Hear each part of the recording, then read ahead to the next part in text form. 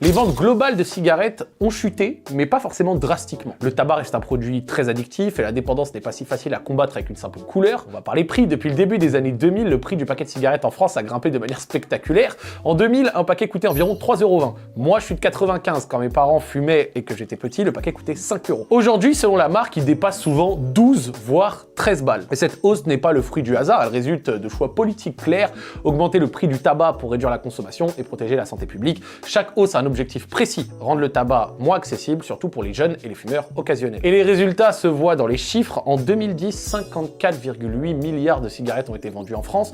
12 ans plus tard, ce chiffre tombe à 31,7 milliards, soit une chute de 42%. Et le prix du paquet sur la même période est passé de 5,70 € en 2010 à 10,15 € en 2022, une augmentation, elle, de près de 79%. Et même au premier semestre 2023, les ventes continuent de baisser. 14,76 milliards de cigarettes sont vendues contre 15,95 milliards au premier semestre 2022, soit une nouvelle baisse d'une année sur l'autre de 7,4%. Autrement dit, plus le prix augmente, plus la consommation diminue.